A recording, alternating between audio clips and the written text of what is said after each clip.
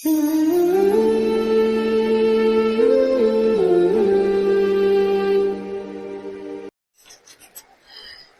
ونصلی علی رسولہ الکریم، اما بعد فاعوذ باللہ من الشیطان الرجیم، بسم اللہ الرحمن الرحیم۔ سورۃ فاتحہ تفسیر ڈیٹیلڈ کورس اس کا۔ سورۃ فاتحہ کے نام یعنی اسماء گرامی اور ان کی وجہ تسمیہ۔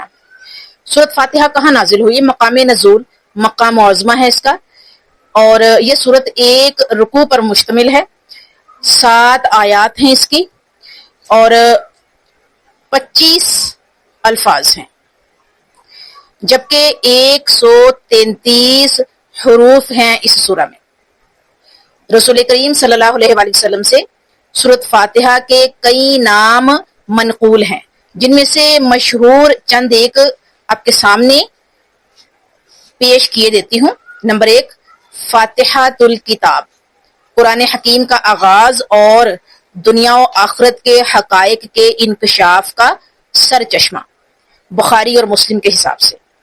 ام القرآن، قرآن مجید کے مضامین کا مرقع، مسلم اور سنن نسائی کے حساب سے۔ الشفاء، جسمانی بیماریوں کا علاج، روحانی پریشانیوں کا تریاق۔ اور نمبر 4 ہے سبع المثانی، سبع المثانی، نماز میں بار بار پڑھی جانے والی 7 آیات مقدسات۔ القرآن، بخاری کتاب التفسیر۔ فاتحہ اور قرآن مجید کے مضامین۔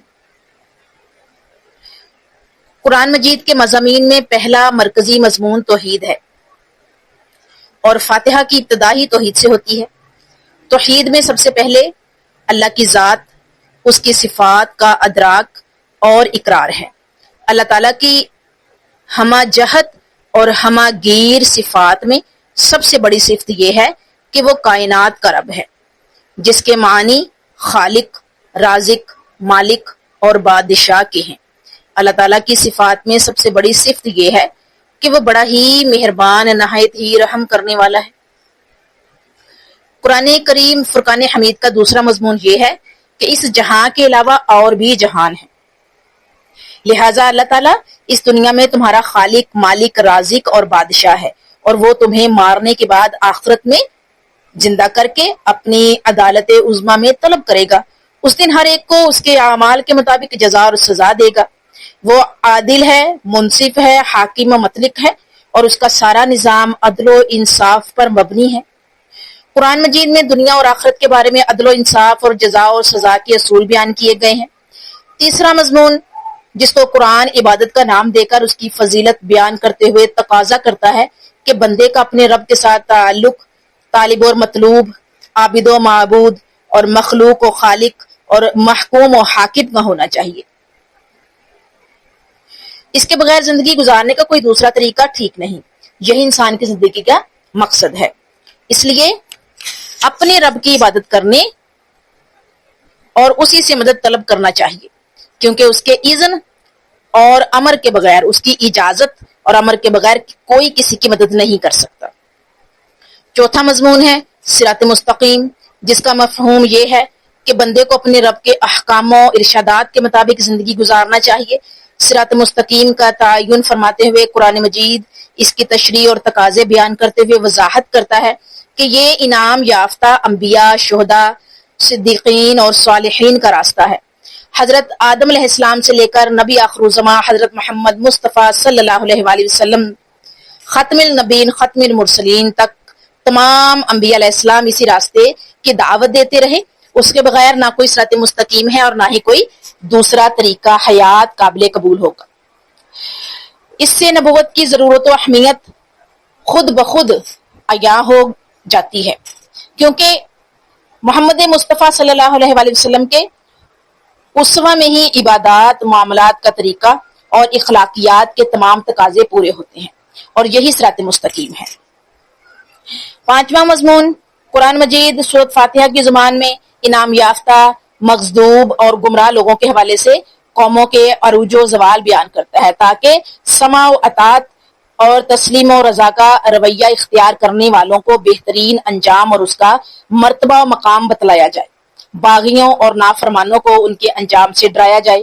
قرآن مجید کے باقی ارشادات و احکامات انہی مضامین کی تفصیلات اور تقاضے ہیں اور یہی قرآن کا پیغام ہے۔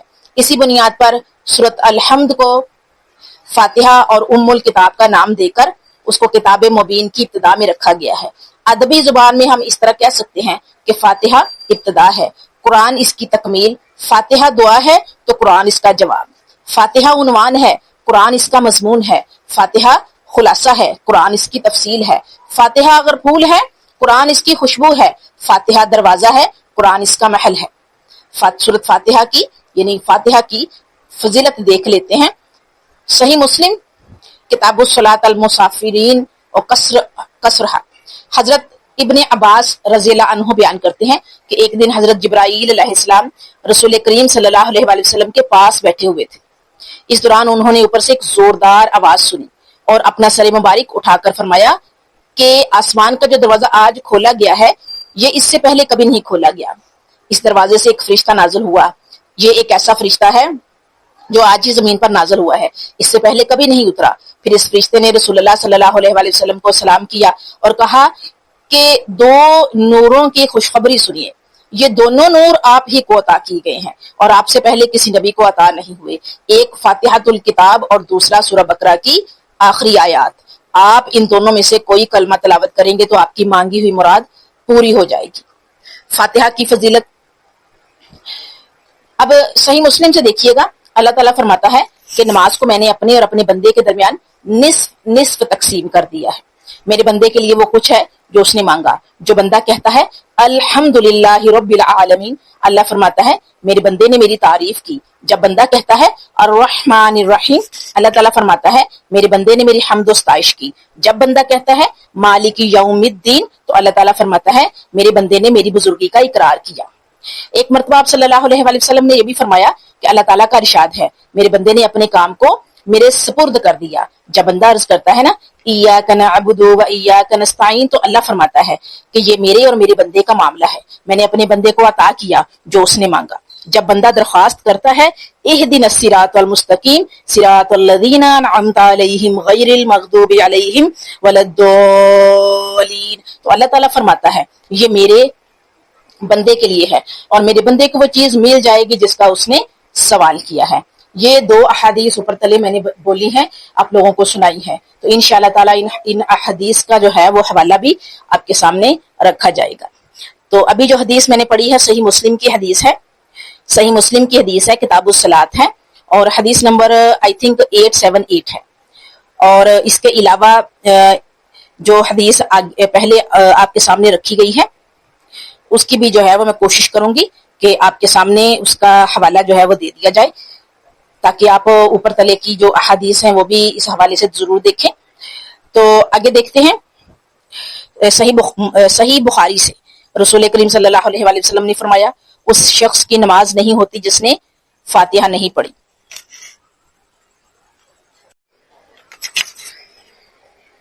آگے دیکھتے ہیں کہ رسول اللہ صلی اللہ علیہ وآلہ وسلم نے فرمایا جس کام کی ابتدا اللہ کے ذکر سے نہ کی جائے وہ بے برکت اور نامکمل ہے۔ مسند احمد کی حدیث ہے یہ۔ رسول کریم صلی اللہ علیہ وآلہ وسلم کے حکم کے مطابق ہر کام کی ابتدا بسم اللہ یعنی اللہ کے اسم مبارک سے کرنا چاہیے۔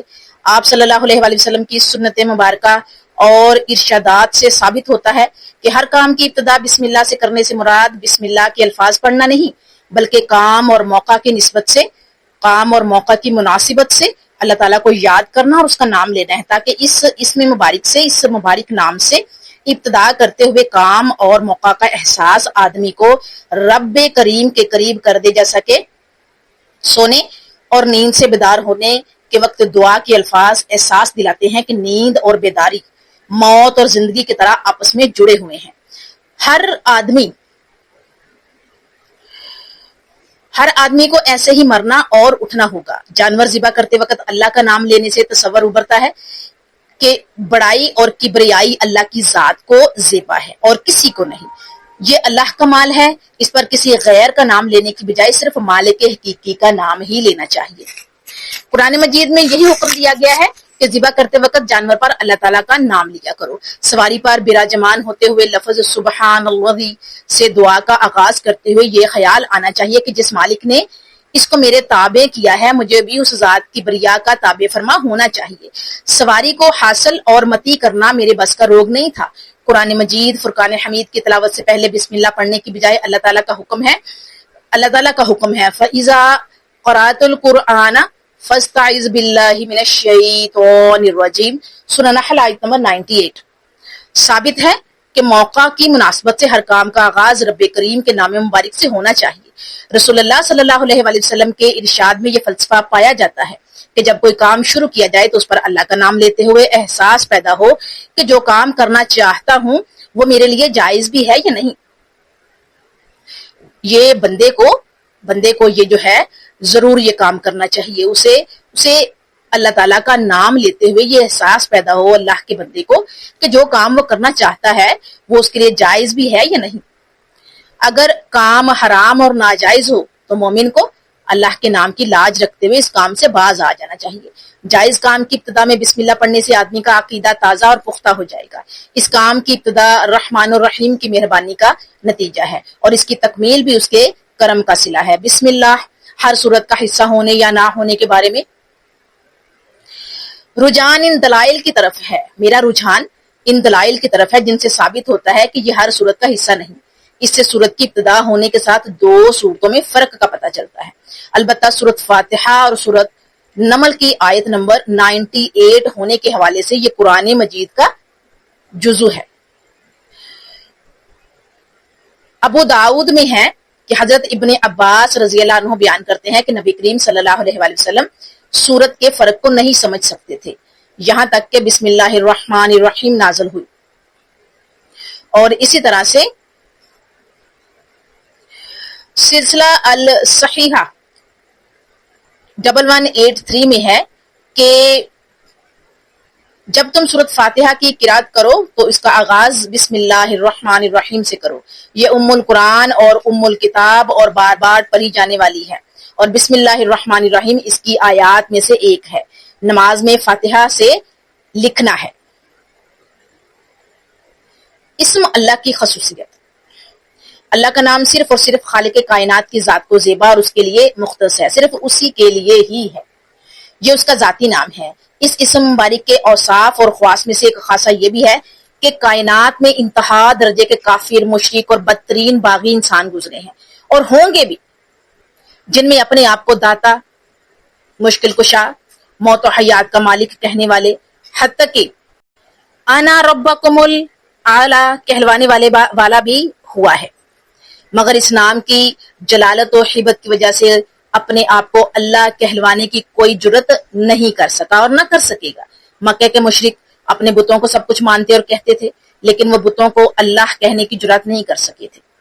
اللہ ہی انسان کا ازلی قرار اور اس کی فطری آواز ہے، جس بنا پر ہر کام بسم اللہ سے شروع کرنے کا حکم دیا گیا ہے۔ یہ اسم مبارک اپنے آپ کو خالقیت، مالکیت، جلالت، سمدیت، رحمان و رحیمیت کا ابدی اور سرمدی تصور لیے ہوئے ہے۔ قرآن مجید میں اللہ کا نام 2697 مرتبہ آیا ہے۔ ایمان کی تازگی کے لیے چند مقامات تلاوت کیجیے۔ نمبر 1، اللہ ہی خالق ہے، اللہ خالق کل شیء، سورہ زمر آیت نمبر 62۔ اللہ ہی رازق ہے، ان اللہ هو الرازق ذو القوۃ المتین، سورہ زاریات آیت نمبر 58۔